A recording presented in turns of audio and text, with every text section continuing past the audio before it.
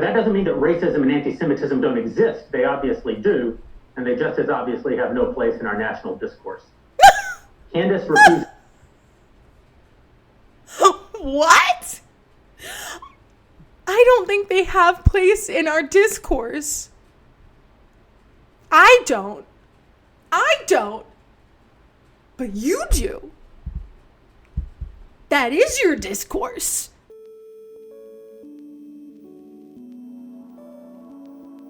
Hello, my name is Ashlee and welcome to my channel. Today we're going to talk about new updates in the Daily Wire vs. Candace Owens saga. But before we get into it, please like and subscribe, turn on post notifications. Like I mentioned, we're going to be talking about Candace Owens vs. Daily Wire. Now this is of course something that's been happening for a very long time. She left Daily Wire when she started to be anti-Israel, and of course Ben Shapiro is very pro-Israel, and so when she started being anti-Israel, it's funny because when people are like anti-Semitic, he will excuse it sometimes, not all the time, but like sometimes he'll excuse it if they're pro-Israel or if they're conservative, because famously Candace Owens has said she thinks what Hitler was doing was fine if he just didn't try to be a globalist. He knew that, and she was hired she worked at Daily Wire. But it wasn't until she started becoming anti-Israel that she left.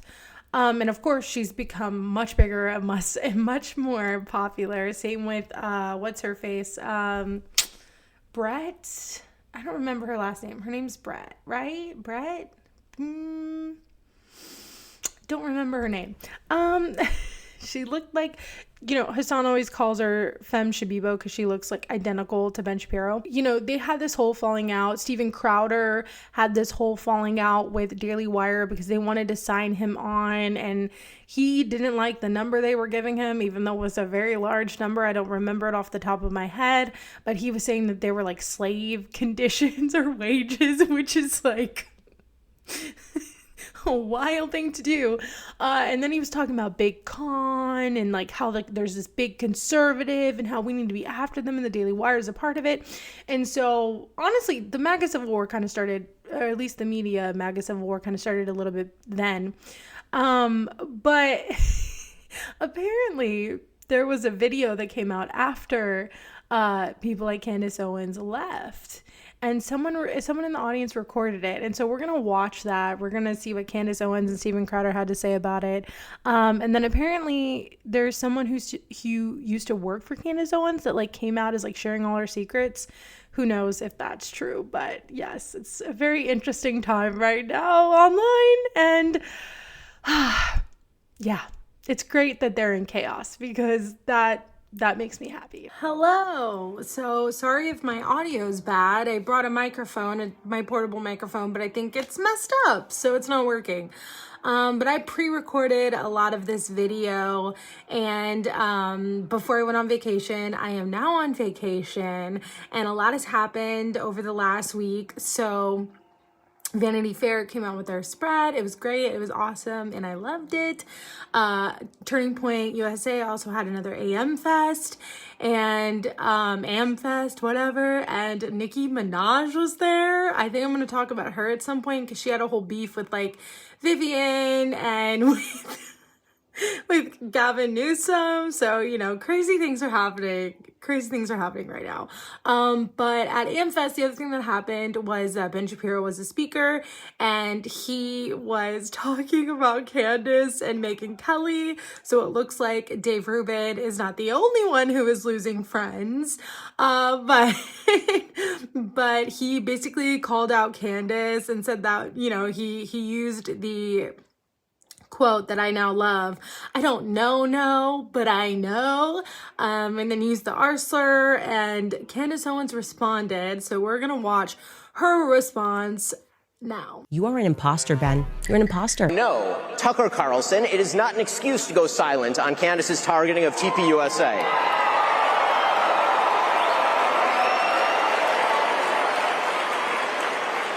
Or to mirror her bullshit lines of questioning because you love Candace personally. The same holds true of Megyn Kelly, a person I consider a friend, characterizing Candace as a young mother and thus shying away from condemning her actions or fibbing about them. That is a non-starter. When Candace Owens says, I don't know, but I know, that is and we are all more for having heard it.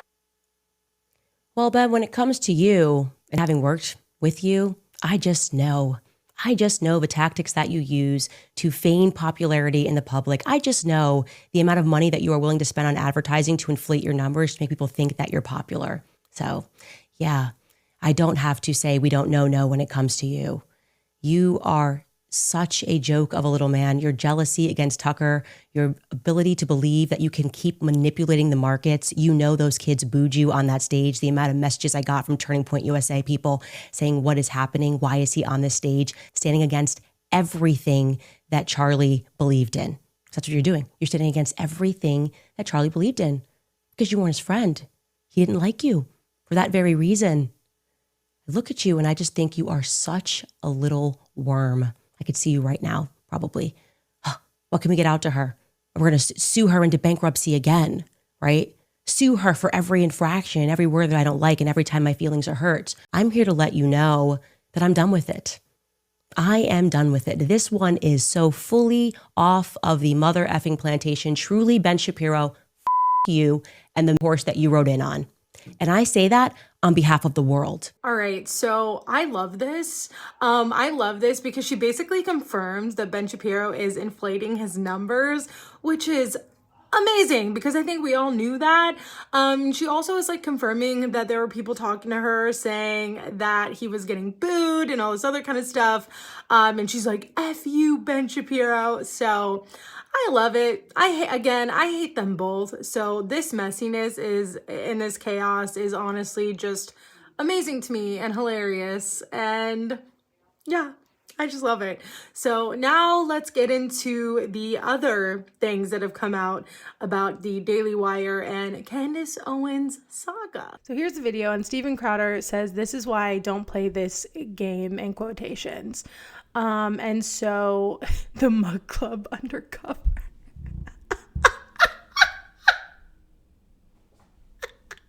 The Mug Club undercover. I can't. I just can't. Like, what is happening? Oh my God. Okay. All right. And everybody, 15 minutes ago, the Daily Wire terminated its relationship with Candace Owens.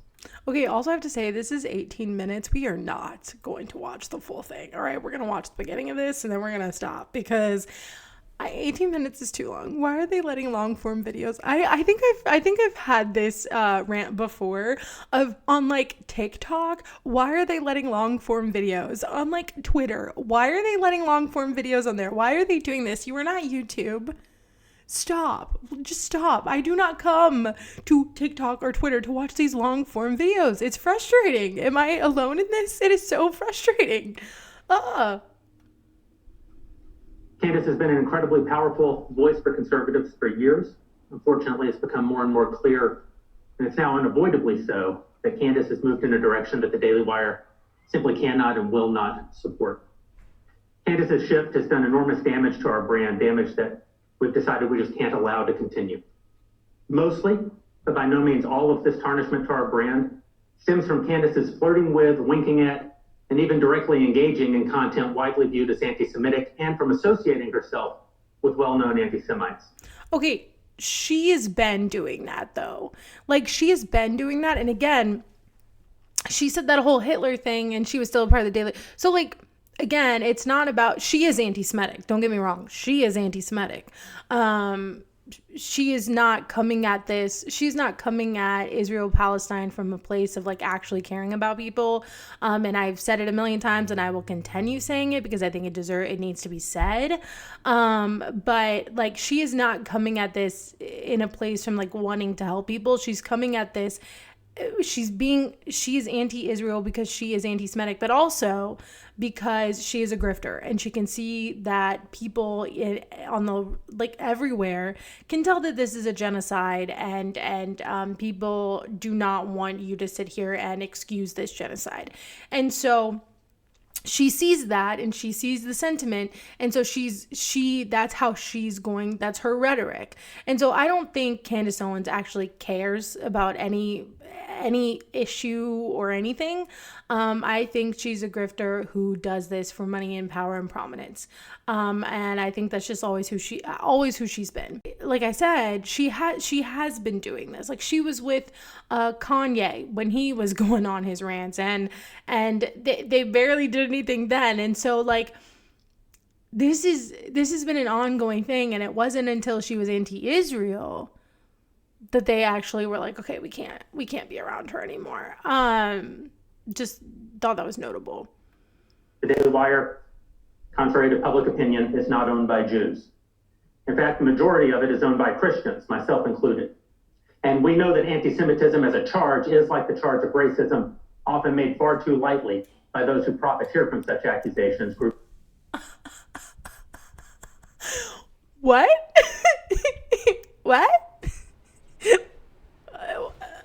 What? You care about racism since when? What? Wait. I did not pre-watch this, so I hate when conservatives do this. I hate when conservatives do this. Groups like the ADL or BLM. But that doesn't mean that racism and anti-Semitism don't exist. They obviously do, and they just as obviously have no place in our national discourse. Candace refused. What? I don't think they have place in our discourse. I don't. But you do.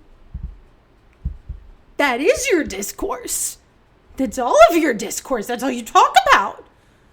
This is I feel like every time conservatives do this, like, sleight of the hand thing, I just feel like my mind is just gonna, like, explode. To condemn Kanye West, for example, is not anti-Semitism. I said as much at the time, and I even encouraged Candace not to disinvite Ye from her Greatest Lie Ever Sold premiere after his "I'm going DEFCON 3 on Jewish people" tweet a year and a half ago. I thought at that time that one remark, even a remark as plainly anti-Semitic and asinine as that, wasn't proof that Kanye himself was necessarily an anti-Semite. People say and do all kinds of dumb things all the time, and I didn't think that Candace should necessarily distance herself from her friend. Well, see, that's what I'm saying. So now they have to explain themselves for why all of a sudden now they're firing her, when before, when she was still doing anti-Semitic things, she's always been anti-Semitic, they didn't care. They didn't care, and they excused it like he's excusing it now, because they're like, well, you know, it's okay. It's okay. But once it's talking about Israel, then they're like, oh, no. Wait. We got to fire her. At that moment. Did I find it troubling that Candace continued to stand by Ye as the weeks went on and he continued what became maybe the biggest anti-Semitic meltdown in American public life? A meltdown by the end of which he had praised Hitler, announced a run for the presidency, and hired the most prominent apologist for anti-Semitism in the country, Nick Fuentes? Yes, I did. And I argued pretty passionately with Candace about that point at the time. But I still didn't think that her behavior rose to the point of parting ways. So now they have to excuse all this stuff because people on the right, and that's the thing, is like, this sentiment is not popular on the right either. This sentiment of, like, she has always been anti-Semitic, but then once she starts talking against Israel, now we fire her and say, oh, well, she's gone too far. Like, people pick up on that, and people realize that, and people know that, and I'm sure people on the right have called them out for it, and that's why he felt compelled to sit here and excuse everything, or make up these excuses for why it was okay then, but it's not okay now.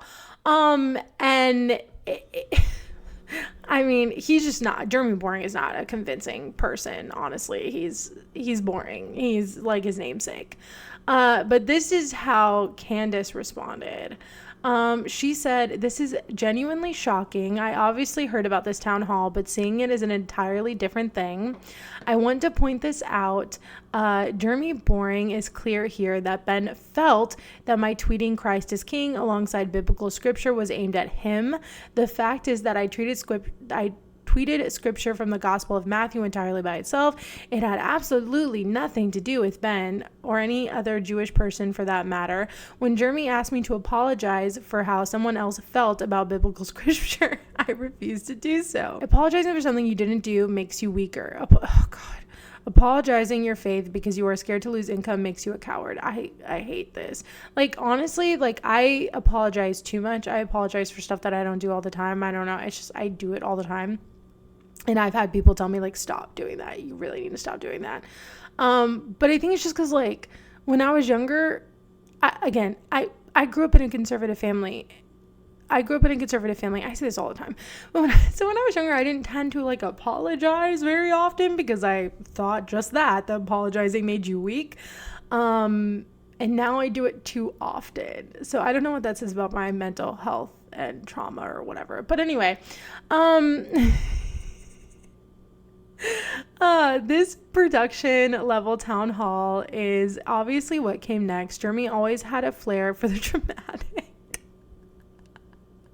With Jeremy Boring no longer at the helm, Daily Wire has moved in a different direction, and there is, my honest opinion, better management, and by all accounts, the employees are much happier. If I could go back, I would change nothing. Christ is king. Okay, so that's what's going on with Daily Wire and Candace Owens. Now, do I think that Candace Owens probably posted that at Ben Shapiro? Yes. She is 1000% that petty. And do I think she's anti-Semitic? Yes. And this is why I think a lot of people who are in more marginalized groups, who are in historically oppressed groups that, I mean, this is including Candace, that get on board with the conservative message and get on board with all of these different conservative ideologies. Eventually you will not be a part of their group. Eventually you're not going to be a part of it. And because that's not what this is. Like the Conservative Party now, and I would counter to say, I would say always has been, about a white nationalist ethno state. You know, I hate when people are always like, oh, well, the Republican Party now. And I'm like, yeah, they've gotten more extreme today. Now, yes, 100%. But like their policies haven't really changed. They're just more honest about them now. Like, if you look back at any of the policies that Republicans were talking about before, like, they were just as racist. They were just as bad. They just said it in different, they just didn't say the quiet part out loud. And now they're just not afraid to say the quiet part out loud. And so I think, I don't think, like, I think it's, arguably, I think it's always been like this. It's just, the rhetoric has gotten much more extreme, I guess, is what I would say. But the policies behind all of it have never really changed on what their policies or the policies that they want. And so when you join that, you think that you're a part of the party now and you will somehow get spared. You will not. And I've been saying this about Ben Shapiro for a very long time, actually. And I'm sure you can find older videos where I talk about Ben Shapiro, where I have said, Ben thinks that he's going to be a part of this group for however long he thinks that he's going to be accepted in this conservative party. And he's not. He's going to be pushed out. It's already happening. Like, he's losing so much relevance. He's losing so much prominence. Like, he was going on CNN the other day, and, you know, so, like, and you can tell he's kind of going more towards the, not like lib, but like you know what I'm saying? And not completely, anyway, you get what I'm saying. And I think maybe he realizes he's being pushed out because he's no longer relevant in the Conservative Party right now. And this is going to continue to happen. And yes, Candace Owens is doing amazing right now, but honestly, eventually it's going to happen to her. Eventually it will. And all the white women who think that they're going to be just fine in this as well, they're also going to have rude awakenings. And some of them already have, where they realize that you are not going to be treated like a human being in this group of people that you've decided to chummy up with. They want a country where white, straight, cis males are the ones in power. And everybody else is just kind of at their beck and call and like does what they want. And like, that's what this is. And that's what they want. And,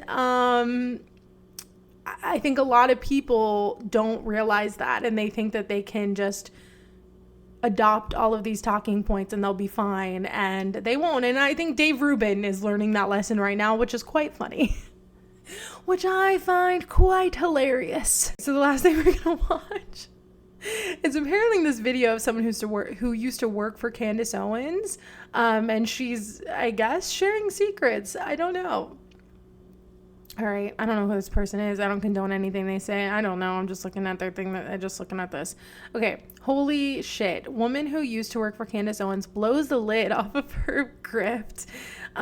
She even provides a website where you can fact check all of her claims. Candace is finding out the hard way that you shouldn't throw stones if you live in a glass house. Okay.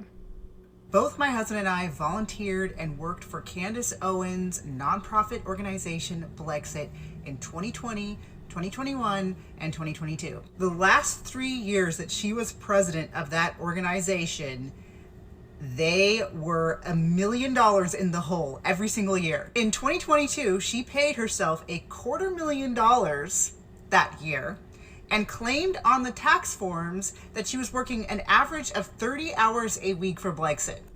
This is while she was doing her Daily Wire show every week. And I want you to go and look at her platform during 2022. Was she even ever mentioning Blexit during that time? Because she's like basically abandoned that mission. Yet she claims she was working 30 hours a week for Blexit. And then you can look this up. All of this is public knowledge. Go to ProPublica. It's a place where you can look up Form 990s, where you can look up the tax returns on these nonprofits. That year, Blexit spent $800,000 on social media fundraising. And then she also spent another $380,000 on security. These are donor funds. And when I was volunteering for Blexit, we were doing events like delivering meals and lunches to police stations. She was never part of those things. What she was part of was the Blexit rallies, where she was flying in private jets to these rallies, using donor funds to fly in private jets. And you're gonna be like, oh, you're just a hater. You're just a hater for doing this. Wait a second. Didn't Candace go after Kimberly? Didn't Candace go after Kimberly Klasick for doing these same things? Isn't she demanding Turning Point to be very transparent about their funds and their fundraising? Yet she is allowed to operate Blexit in the hole by -$1 million every single year for the last 3 years she has it, and then just pawn it off to Turning Point USA? Yeah, in 2023, Turning Point USA became, they took over Blexit because Candace couldn't run it. She was running it into -$1 million every year. In fact, that 2022 it was -$1.7 million. You can go and fact check every single thing I have just said to you. Go to ProPublica.org, look up Blexit organization. This doesn't surprise me at all, and it's so funny that, like, okay, here, I have so many thoughts about this. This is so funny to me because they are genuinely mad, which, listen, I get if you were volunteering for an organization and they turned out to be pieces of shit, you're like, oh my God, I hate this. That actually happened to me, okay? That happened to me. Their name is the Gentle Barn, and the owners are pieces of shit. Anyway, I hate them so much. Anyway, but I can understand because that was a very like that volunteering there was a lot of my life. That volunteering there I think I volunteered for like a little over 3 years, and for that amount of time, like I was very committed. That was like my life. I made friends there, friends that I still have, you know. And that was a place that I spent a lot of time at. And so when when everything happened and I realized the people who owned it were like horrible people, it does give you this bit of like, oh my God, like, what the hell? What? Because you think that you're volunteering for this organization that you share your values with, and then it turns out that they're just like opposite from who you think that they are. So like, I can actually really relate with feeling that kind of betrayal almost. But the reason I think it's funny is because it's like Candace Owens and it's like conservative like organization. So like, of course they're not.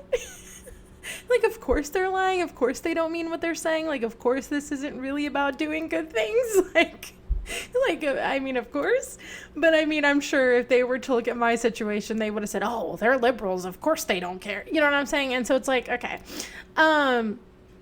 Because the place that I volunteered was supposed to be very like open and like welcoming and inclusive and and I mean, at least the people who worked there, at least the people who worked and volunteered there like locally were, but the owners are a piece of work. But okay. You can still see I have tons of feelings. I finally said the name out loud though, so I know it in a different live. I was like, I don't know, I don't want to say their name. I did this time because F them. But anyway, so I can empathize with that. I guess just to me, looking at it, I'm like, okay. This is Candace Owens. Of course she didn't mean what she was saying. This has always been a grift to her. And I fully believe that. And I think this confirms that. The other thought that I had when watching that is like, okay, so you're experiencing in real time that all of these people who are conservative, who say, oh, we're so good with money, we're so good at business, and we're so whatever, are not. Now, again, like, of course, if you just assume that everyone's that they mean what they say, then you're like, okay, yeah, they're good at business, they're so successful, look at how successful they are, they must be smart, they must be doing something right if they know. And I'm not saying Candace Owens isn't smart. I think Candace Owens is smart, and I think that's why she's done so well in this whole conspiracy realm, because I think she knows that's what sells. But to think that like, oh, they're just really good business people, again, to me is like, okay, you fell for that. And the reason that it makes me think twice about and the reason I'm just like, okay, well, I mean, this, to me, it's obvious that they're not, but it's because, again, there are people in my family who's a Nepo baby. If you watch all my videos, you probably know who I'm talking about. But there's someone in my family who's a Nepo baby, and I've said this to their face millions of times. And and everyone looks at them because they have a lot of money as if they're some genius businessman, or he thinks that he's some genius businessman because he has money. And I'm like the one person in the family who's like, dude, you're a Nepo baby. Like, if it wasn't for your parents, like, you would not have this wealth right now. So, like, why are you acting like you're some macho man when half of the business decisions that you've done are horrible? It's like the same thing with Trump. Like, Trump is not a good businessman. He never has been. But yet, all these conservatives really believe and buy into this. Oh, they're just like really good business people. And they're not. They're not. They're not. And so I think those are the couple things that I was thinking throughout that is like, none of that is surprising to me, like whatsoever.